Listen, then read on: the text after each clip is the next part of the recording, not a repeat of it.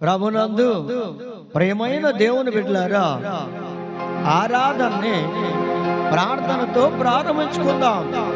స్తోత్రమయ్యా, స్తోత్రములు తండ్రి, ప్రేమగల దేవుడవు, సర్వశక్తిమంతుడైన దేవుడవు, సర్వోన్నతుడైన పరిశుద్ధుడైన దేవుడా, మీకు స్తోత్రాలు వందనాలు చెల్లిస్తున్నాము.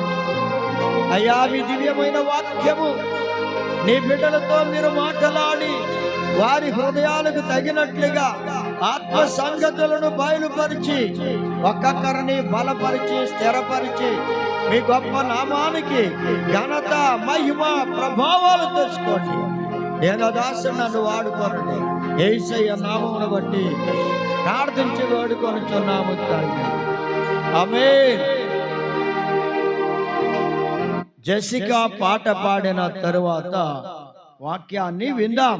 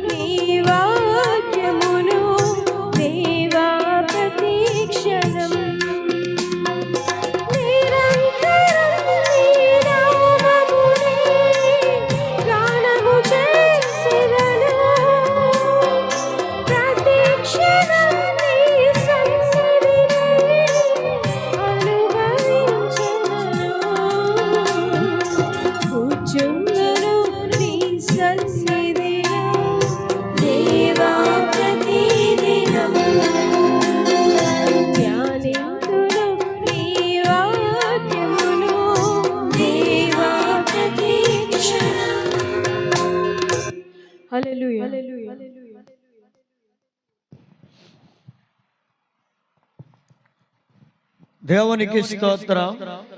ప్రభునందు ప్రియమైన దేవుని బిడ్డలారా, దేవుని వాక్యాన్ని ధ్యానం చేద్దాం. యెషయా గ్రంథం 32వ అధ్యాయము 13వ వచనం. ఆనందపురములోని ఆనంద గృహములన్నిటిలోను ముండ్ల తుప్పలను బలురక్క చెట్లను పెరుగును. ప్రియమైన దేవుని బిడ్డలారా, ఆనంద గృహములలో ఆనందము కలిగి ఉన్న కుటుంబములలో, ఆనందము కలిగిన కుటుంబములలో,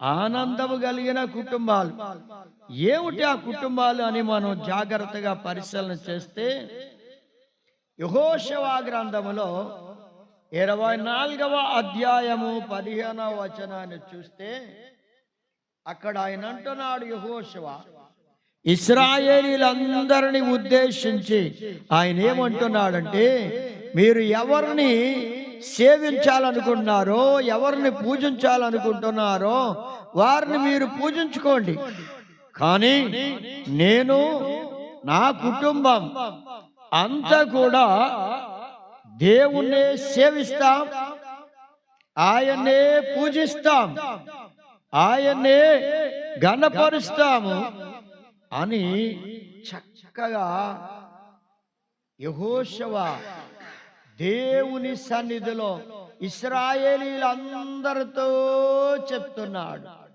ప్రియమైన దేవుని బిడ్డలారా, ఇప్పుడు యెహోషువ యొక్క కుటుంబము ఆనంద కుటుంబంగా ఉంది, ఆనందం కలిగిన కుటుంబంగా ఉంది.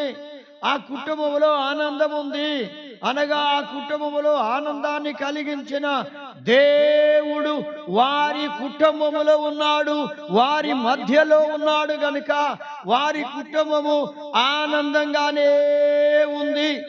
ఆనందమయమైన కుటుంబంగా, ఆనందకరమైన కుటుంబంగా, ఆనందంతో నిండి ఉన్న కుటుంబంగా ఉంది.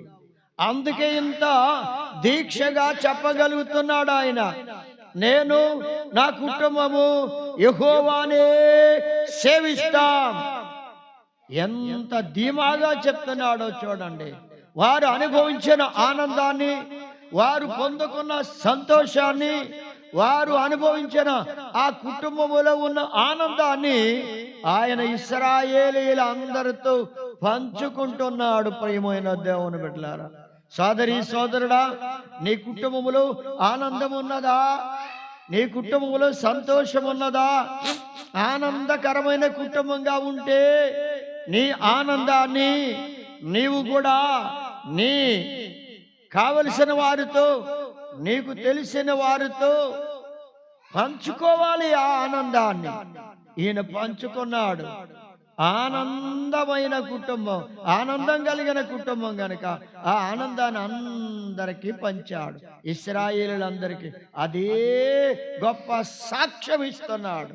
ఈనాడు నీ కుటుంబాన్ని గురించి నీవు సాక్ష్యం ఇవ్వగలిగిన స్థితిలో ఉన్నావా? ప్రియమైన దేవుని బిడ్డలారా, నీ కుటుంబంలో ఆనందం ఉన్నదా? నీ కుటుంబంలో ఇంకా దుఃఖమేనా? నీ కుటుంబంలో ఇంకా బాధలేనా? నీ కుటుంబంలో ఇంకా శోధనలేనా, శ్రమలేనా, వ్యాధులేనా, బాధలేనా?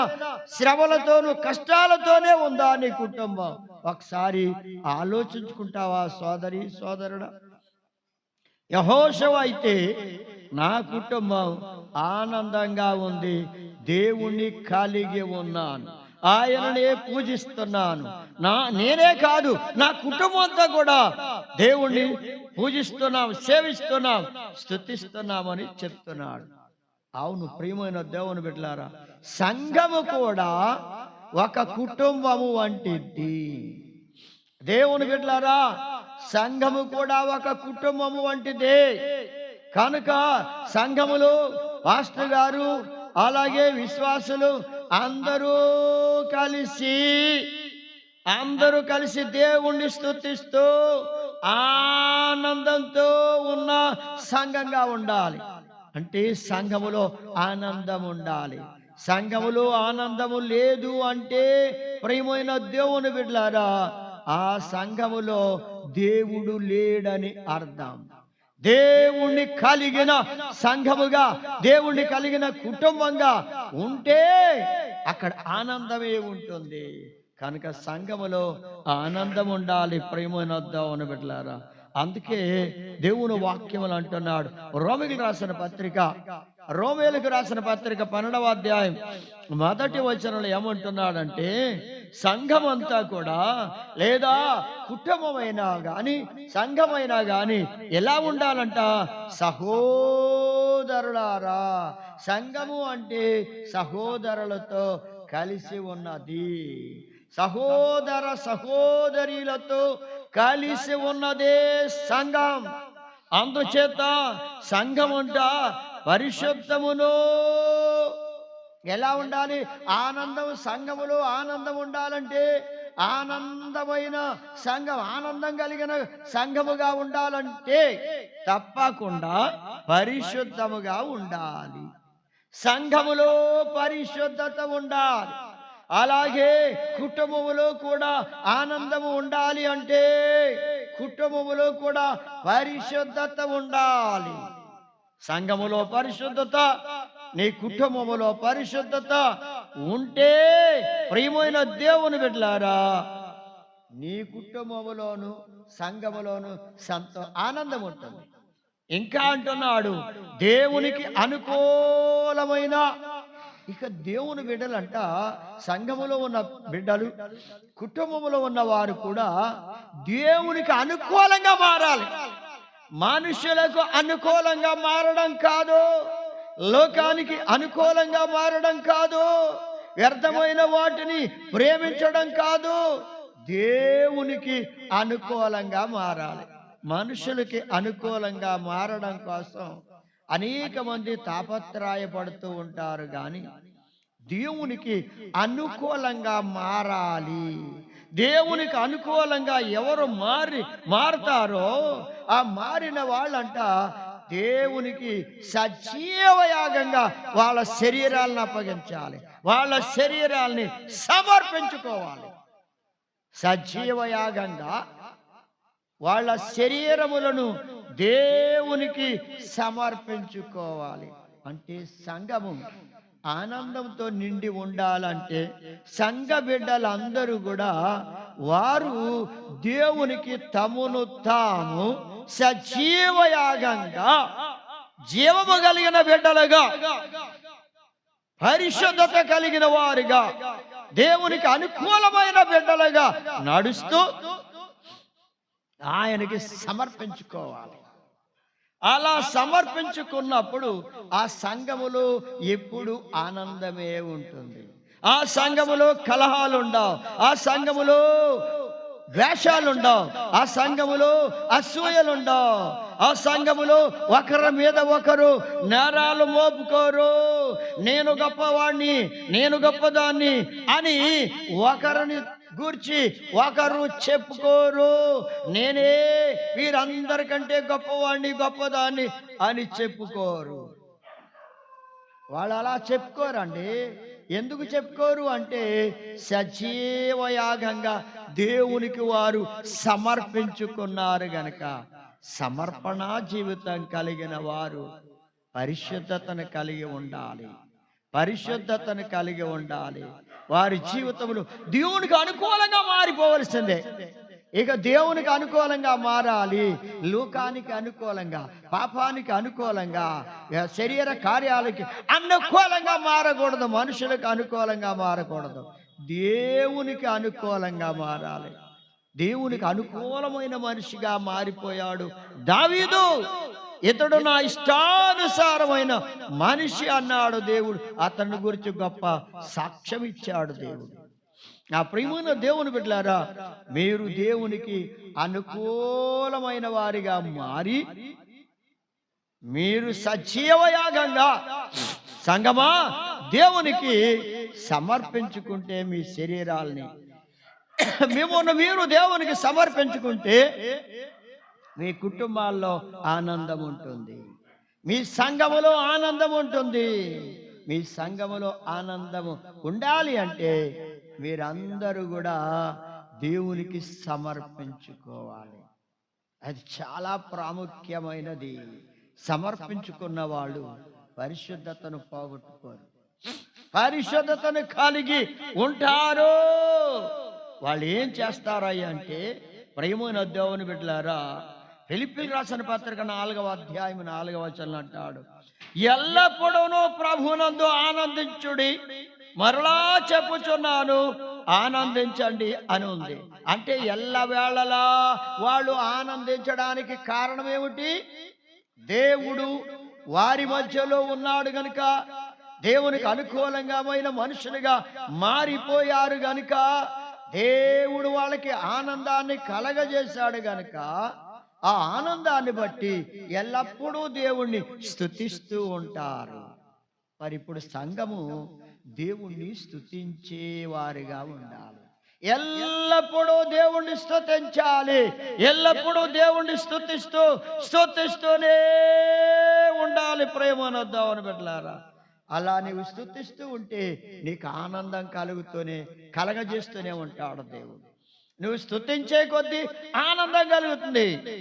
ఎందుకో తెలుసా ప్రియమైన దేవుని బిడ్డలారా, దావీదు భక్తుడు దేవుణ్ణి స్తుతిస్తూ ఉంటే ఆయనకి ఆనందం కలిగింది. అందుకే ఆయన నాట్యమాడి దేవుణ్ణి స్తుతించాడు, దేవుణ్ణి గణపరిచాడు, దేవుణ్ణి మహిమపరిచాడు. సంఘము ఆనందంతో నిండి ఉండాలంటే తప్పకుండా ఏం చేయాలంట? ఎల్లప్పుడూ దేవుణ్ణి స్తుతించాలి.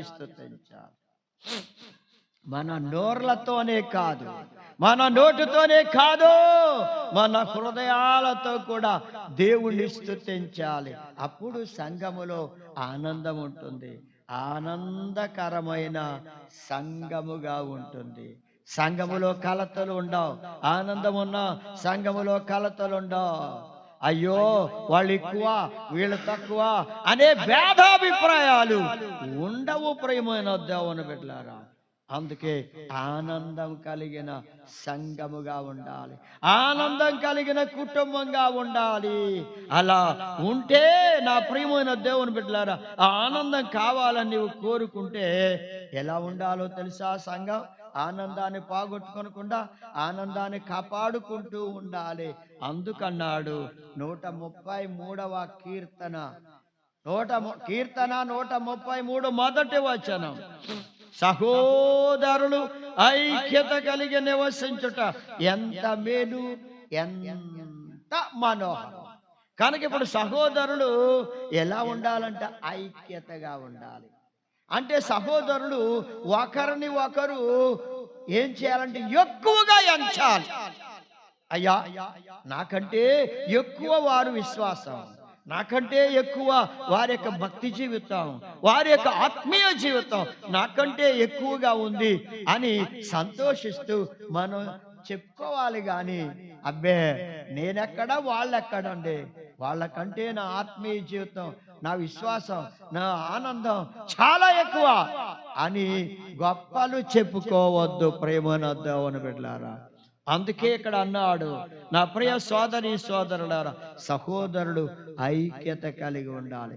ఐక్యత ఉన్నప్పుడు ఒకరిని ఒకరు గొప్పగా ఎంచుతారు, గొప్పగా తలస్తారు, గొప్పగా వాళ్ళు ఘనపరుస్తారండి.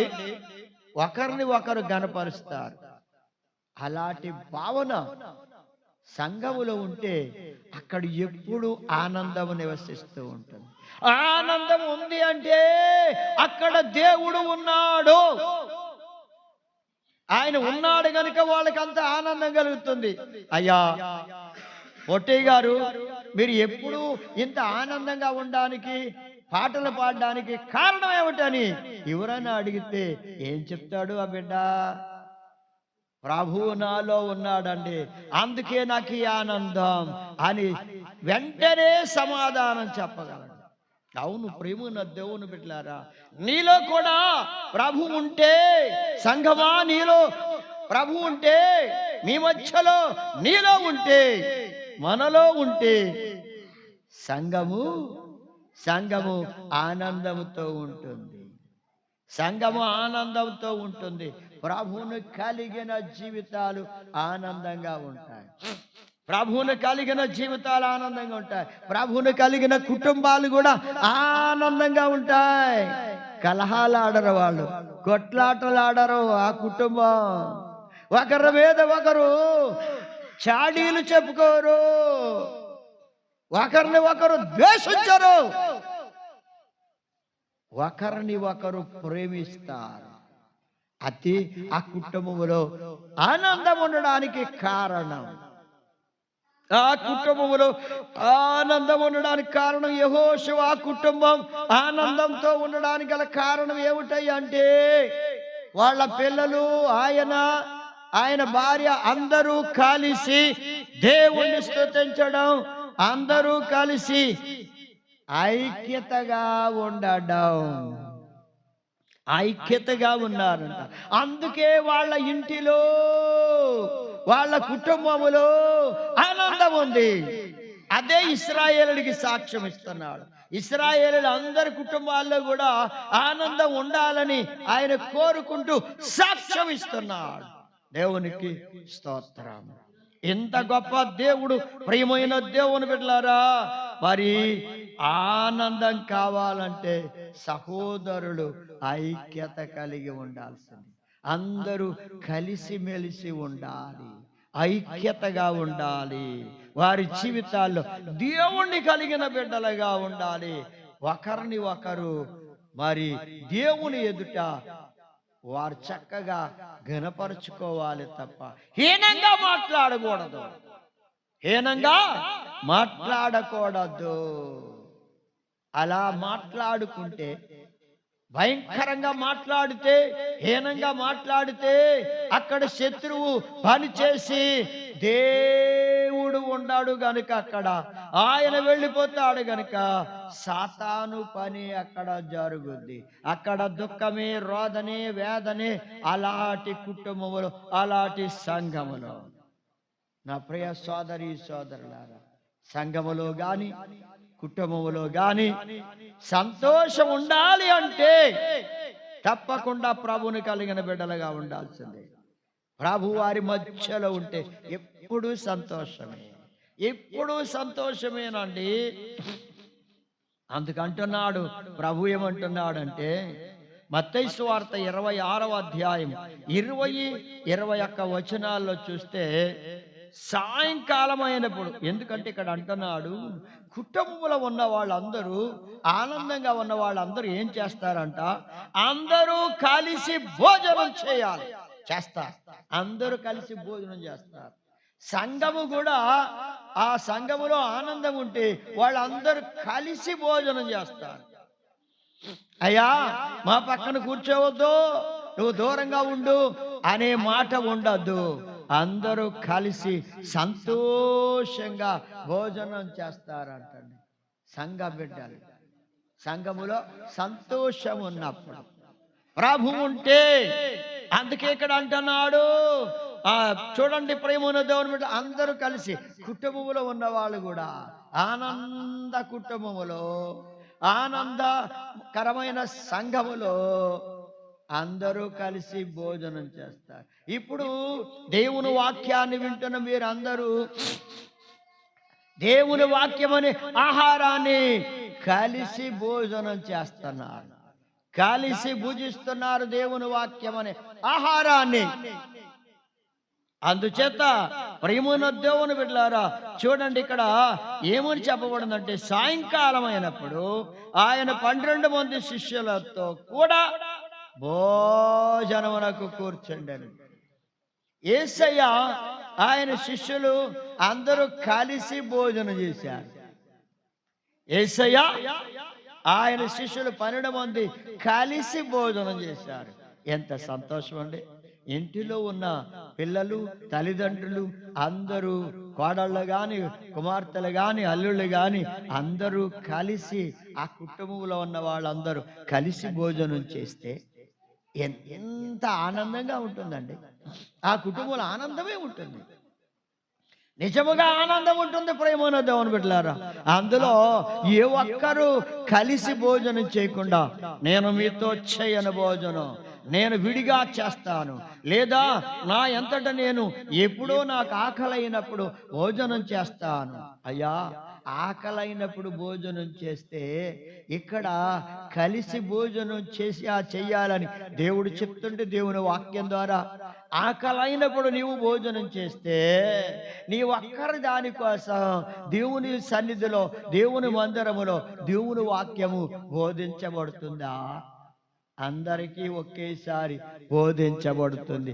అందరికీ ఒకేసారి దేవుని వాక్యమని ఆహారం పంచి పెట్టబడుతుంది. కలిసి భోజనం చేయాలి. అలాగే ఇంటిలో లేదా కుటుంబంలో ఉన్న బిడ్డలు అందరూ కలిసి, తల్లిదండ్రులు కలిసి ఒకేసారి భోజనం చేయాలి. అలా కాకుండా మీరు చేసేయండి, నేను తర్వాత చేస్తానులే అంటే నీ కారణం ఏమిటో తెలుసా? నీ లోపలేదో బాధ ఉంది, నీ లోపలేదో ద్వేషం ఉంది, నీ లోపలేదో కష్టం ఉంది, నీ లోపలేదో చింత ఉంది. అందుకే నీవు కలిసి భోజనం చేయలేకపోతున్నావు. నీవు కలిసి భోజనం చేయలేకపోతున్నావు అంటే ఏదో ద్వేషం, అసూయ, పగ నీ లోపల ఉంది. దాన్ని తీసేసుకుని కలిసి భోజనం చేయాలి. అది ఉంటే సంతోషం ఉండదు, అది ఉంటే ఆనందం ఉండదు. ఆ కుటుంబంలో ఆ కుటుంబ యజమాని అనుకుంటాడు, ఆ కుటుంబ యజమానురాలు అనుకుంటుంది, అయ్యో పిల్లలందరూ భుజించారు, ఆ ఒక్క బిడ్డే భుజించలేదే అని బాధపడతారు. వాళ్ళు దుఃఖపడతారు, బాధపడతారు. నీ ఎదురుగా ఏడవకపోయినా వాళ్ళు చాటునన్నా బాధపడతారు, ఏడుస్తారండి. ప్రేమనద్దామని బిడ్డలారా, ఇలాంటి స్థితి ఏ కుటుంబములోనూ ఉండకూడదు. అలా ఉండకూడదు. ఇలాంటి స్థితి ఏ సంఘములోనూ ఉండకూడదు. అందరూ కలిసి భోజనం చేయాలి. నా ప్రేమనద్దామని బిడ్డలారా, ఇలా కలిసి భోజనం చేసినప్పుడు దేవుని వాక్యం వారి హృదయాల్లో ప్రవేశిస్తుంది. వారి జీవితాలు సరి చేసుకుంటారు, వాళ్ళ బ్రతుకుల్లో నెమ్మది వస్తుంది. అలాగే ఆ కుటుంబంలో ఉన్న వ్యక్తులు కూడా, అయ్యో నేను కలిసి భోజనం చేయలేదని పశ్చాత్తాపపడి ఆ వ్యక్తి, పురుషుడైనా స్త్రీ అయినా సరే, వాళ్ళు సరి చేసుకొని సారీ చెప్పుకొని ఆ కుటుంబ యజమానులతో సారీ చెప్పి, తల్లిదండ్రులతో సారీ చెప్పి ఏం చేయాలంట? అయ్యా, ఇక ముందు నేను ఇలా చెయ్యను, అందరం కలిసే భోజనం చేద్దాం. యేసయ్య శిష్యులందరూ కలిసి భోజనం చేశారండి. అలాగే మనం కూడా కలిసి భోజనం చేద్దాం. ఇది ఎంత ఆనందం అండి! కుటుంబంలో ఉన్న వారందరూ కలిసి భోజనం చేయడం ఎంత ఆనందం! ఎవరిష్టం వచ్చిన సమయంలో వారు భోజనం చేయటం అది ఆనందమా? అందరూ కలిసి చక్కగా కూర్చొని వాళ్ళు భోజనం చేస్తూ ఉంటే చాలా సంతోషం, ఆనందంగా ఉంటుందండి. ఇలాంటి కుటుంబం యెహోషువ కుటుంబం. వారు నీ కుటుంబం అలా ఎందుకు ఉండకూడదు? నీ కుటుంబం అలా తయారవకూడదా? నీ కుటుంబం అలా ఉండాలి కదా. అలా ఉండడానికి నీవు కూడా ప్రయత్నం చేయకూడదు? నీవు కూడా ఆలోచించవా? నీవు కూడా తలంచవా? సోదరి సోదరుడా, నా కుటుంబం కూడా సంతోషంగా ఉండాలి, నా బిడ్డలు నేను అందరం కలిసి భోజనం చేయాలి, ఆనందంగా ఉండాలని నీవు కోరుకుంటా లేదా? కోరుకో సోదరి సోదరుడా, దేవుడు నీ కోరికను నెరవేరుస్తాడు. అందుచేత ప్రేమనద్దామని బిడ్డలారా, చూడండి, ఇంకా రోమీయులకు రాసిన పత్రిక 13వ అధ్యాయం 12వ వచనం అంటాడు, రాత్రి చాలా గడిచింది, పగలు సమీపంగా ఉన్నది గనుక మనము అంధకార క్రియలను విసర్జించాలి. ఏం గడిచిపోయిందండి? రాత్రి చాలా గడిచిపోయింది, పగలు సమీపమైంది, ప్రభు రాకడ బహు సమీపమైపోయింది. ప్రేమనద్దామని బిడ్డలారా, రాత్రి గడిచిపోతుంది. ఇక రాత్రి గడిచిపోతుంది అనగా కాలము సంకుచితంగా ఉంది. ప్రభు వచ్చే కాలము ఆసన్నమైపోయింది. ఆయన రెండవ రాకడ కాలం, పగలు సమీపంగా ఉన్నది. యేసయ్య రావడానికి రెండవసారి సమీపంగా ఉన్నాడు ఆయన. అందుకే మనము అంధకార క్రియలను విసర్జించేయాలి. సంఘములో అంధకార క్రియలు ఉండకూడదు. అంతేకాదు కుటుంబములో కూడా అంధకార క్రియలను వారు విడిచిపెడితే ఆ కుటుంబములో ఆ సంఘములో ఆనందం ఉంటుంది. అవును ప్రియమైన దేవుని బిడ్డలారా, ఆనందము లేదని ఎందుకు బాధపడుతున్నావు? అయ్యో నా కుటుంబంలో ఆనందము లేదండి, అయ్యో నా సంఘములో ఆనందము లేదండి అని బాధపడుతున్నావు అంటే సోదరి సోదరుడా, ఇదిగో దేవుని వాక్యం అంటుంది అంధకార క్రియలను విసర్జించేయాలి.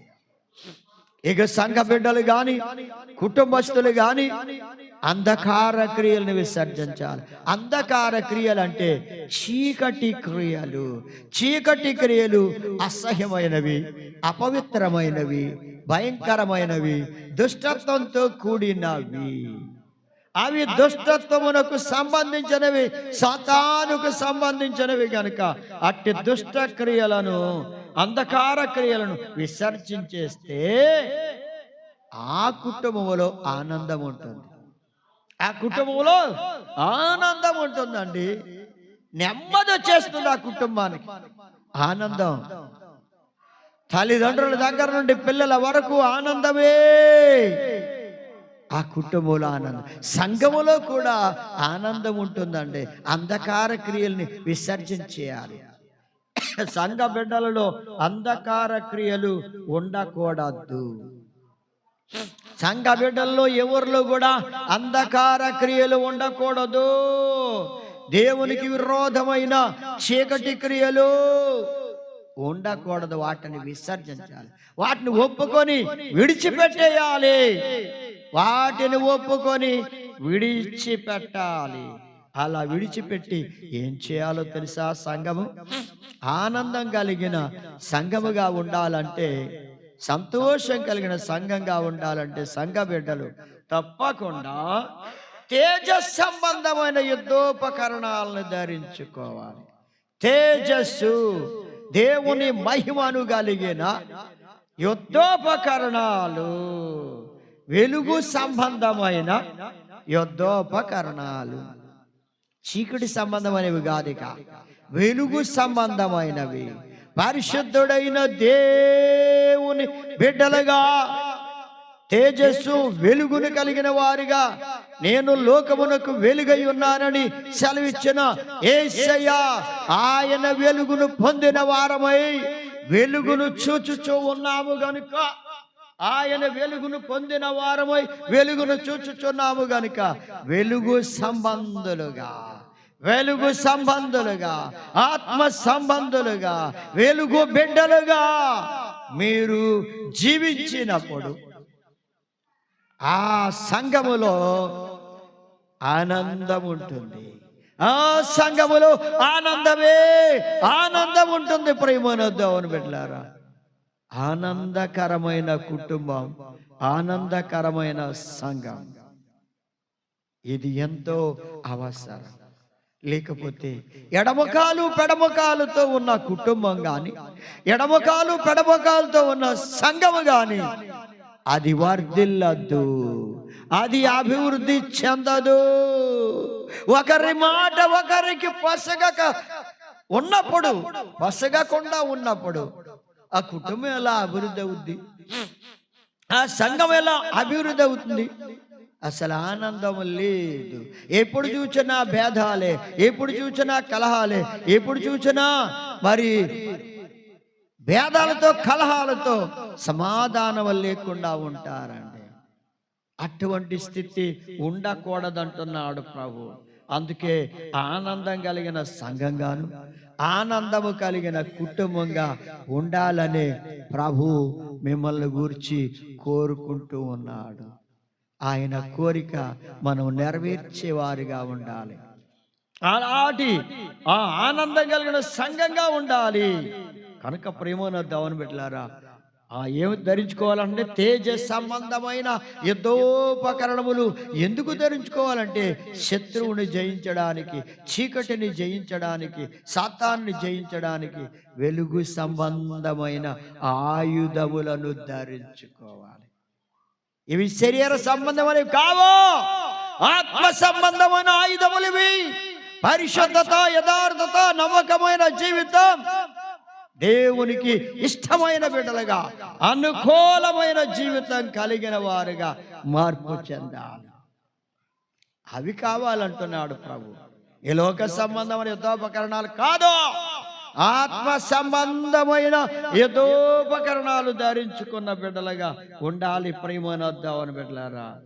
అందుకే మత్తయి సువార్త 17వ అధ్యాయం 19వ వచనంలో అంటున్నాడు, తల్లిదండ్రులతో పిల్లలు ఏం చేయాలంటే ప్రతి విషయమును పంచుకోవాలి. ఎలా అంటే డిస్కస్ విత్ పేరెంట్స్. పిల్లలు ఏం చేయాలి? తల్లిదండ్రులతో డిస్కస్ చేయాలి. అంటే ప్రతి విషయాన్ని కూడా తల్లిదండ్రులతో పంచుకోవాలి. తల్లిదండ్రులతో పంచుకొనక పిల్లలు ప్రాణాపాయాల్ని తెచ్చుకుంటున్నారు, కష్టాల్ని కొని తెచ్చుకుంటున్నారు, బాధల్ని కొని తెచ్చుకుంటున్నారు. పిల్లలు తల్లిదండ్రులతో పంచుకోవాలి. అలా సంఘము కూడా సేవకునితో, ఆత్మీయ తండ్రితో వారు ఆత్మ సంగతులను పంచుకున్నట్లుగా వారు ప్రతి విషయాన్ని పంచుకున్నప్పుడు వారి జీవితానికి ఆనందం కలుగుతుంది. ఎందుకో తెలుసా? వారు అలా పంచుకున్నప్పుడు దేవుని సేవకుడు మర్ర పెడతారు. సంఘములో వారికి నెమ్మది కలగడానికి, ఆ కుటుంబములు ఆనందం కలగడానికి దేవునికి మర్ర పెడతాడు ఆ తండ్రి గాని ఆ తల్లి గాని సంఘం. కనుక ప్రేమను దేవుని బిడ్డలారా, అది చాలా అవసరమైనది. మనం పంచుకోవాలంటే చూడండి, యేసు ప్రభు వారి యొక్క శిష్యులు ఏకాంతంగా ఉన్నప్పుడు యేసు ప్రభు వారి దగ్గరికి 17వ అధ్యాయం 19వ వచనం మత్తయి సువార్తలో ఏం చేశారంట? శిష్యులు ఏకాంతంగా ఉన్నప్పుడు యేసయ్య దగ్గరకు వచ్చి, మేము ఎందుచేత దానిని వెళ్ళగొట్టలేకపోతామని ఆయన అడిగారు. సరే, ఆయనతో పంచుకుంటున్నారు. ఇలా ఎందుకు జరిగిందయ్యా అని ప్రభుతో వాళ్ళు చెప్పుకొని పంచుకుంటున్నారు ప్రేమనద్దామని బిడ్డలారా. ప్రభు అన్నాడు, ఇలాంటిది వదిలిపోవాలంటే ఉపవాసం ఉండి ప్రార్థన చెయ్యాలి. మామూలుగా వెళ్ళేది కాదు. అది ఉపవాసం ఉండి ప్రార్థన చేస్తే ఆ చీకటి శక్తులు తొలగిపోతాయి అని ప్రభువు చెప్పడం జరిగింది. కనుక దేవుని బిడ్డలారా, నీ జీవితం మారాలంటే నీ బ్రతుకులో, నీ కుటుంబంలో నెమ్మది కలిగి ఉండాలి, నీ కుటుంబంలో సంతోషం కలిగి ఉండాలంటే ఉపవాసం ఉండి నీవు ప్రార్థన చేయాలి. ఏం చేయాలి? ఉపవాసం ఉండి ప్రార్థన చేస్తే ఆ భేదాభిప్రాయాలు, ఆ కోపము, ఆ ద్వేషము, ఆ అసూయ, ఆ పగ, ఈర్ష్య అవన్నీ కూడా వాళ్ళలో నుండి తొలగిపోతాయి. నువ్వేం చేయాలి? ఉపవాసం ఉండి ప్రార్థన చేయాలి. భర్తలో, భార్యలో, పిల్లల్లో మార్పు కలగాలి అంటే, ఆ కుటుంబం మారాలి అంటే ఉపవాసం ఉండి ప్రార్థన చేయాలి. సంఘమైన అంతే, సంఘ బిడ్డలందరూ ఉపవాసం ఉండి ప్రార్థన చేస్తే ఆ సంఘములో కూడా మార్పు వస్తుంది. సంఘములో పరిశుద్ధత ఏర్పడుతుంది, సంఘములో ఆనందం కలిగి ఉంటుంది. అందుచేత ప్రేమను దేవుని బిడ్డలారా, యెహోషువ కుటుంబము వలె ఆనందంగా ఉండడం నేర్చుకోవాలి. అంతేకాదు, ఇక్కడ ఏమన్నాడంటే యెషయా గ్రంథం 32వ అధ్యాయం 13వ వచనం, ఆనందపురములోని ఆనంద గృహములన్నిటిలో ముండ్ల తుప్పలను బలురక్క చెట్లు పెరుగుతున్నాయి. ఎప్పుడైతే ఆనందము ఆ కుటుంబాల్లో కానీ ఆ సంఘములో కానీ ఆనందం తొలగిపోద్దో, అక్కడ ముళ్ళ తుప్పలు, గచ్చ పొదలు, లోకాశలు, శరీరాశలు, దుష్టత్వము, పాపము, అంధకారము అక్కడ పెరిగిపోతుంది. ఇక నెమ్మది ఉండదు, ఆనందమే కనబడదు, దుఃఖమే, రోదనే కుటుంబాల్లో గాని సంఘములో గాని. అందుచేత గచ్చ పొదలు, ముళ్ళ తుప్పలు పెరగకుండా చూసుకోవాలంటే ఉపవాస ప్రార్థన చేయాల్సిందే. దేవుడు అద్భుతమైన కార్యాలు చేసి సంఘాన్ని ఆనందంతో నింపుతాడు. కుటుంబాన్ని ఆనందంతో నింపుతాడు. అలా యెహోషువ కుటుంబం వలె ఆనందంగా కలిగిన కుటుంబంగా ఉండడానికి దేవుడు తన కృప మీకు అనుగ్రహించును గాక. ఆమేన్. ప్రార్థన చేసుకున్నాడు. స్తోత్రం నాయన. ప్రేమ గల తండ్రి, బిడ్డలు విన్న వాక్యం వారి జీవితాల్లో ఫలింపచేయండి అయ్యా. ఆనందము కలిగిన కుటుంబంగాను, ఆనందం కలిగిన సంఘంగాను బిడ్డలందరూ జీవించినట్లుగా కృప చూపండి ప్రభువా, దయ చూపండి ప్రభువా. దుష్టునికి చోటు లేకుండా చేయండి, చీకటి శక్తులకు చోటు లేకుండా చేయండి. అంధకార క్రియలను విసర్జించే వారిగా ఆయన బిడ్డలను సిద్ధం చేసి ఆనందంతో నింపి కుటుంబాలని, సంఘాన్ని ఆశీర్వదించమని విన్న వాక్యం బిడ్డలను ఫలింపచేసి మహిమ ఘనత ప్రభావాలు పొందమని యేసయ్య పరిశుద్ధ నామమున బట్టి ప్రార్థించి వేడుకొనుచున్నాము తండ్రి. ఆమేన్. మన తండ్రి అయిన దేవుని ప్రేమ, ప్రభు అయిన యేసుక్రీస్తు వారి కృప, పరిశుద్ధాత్మ అన్యోన్య సహవాసం బిడ్డలందరికీ సదాకాలం తోడై నడిపించండి. ఆమేన్.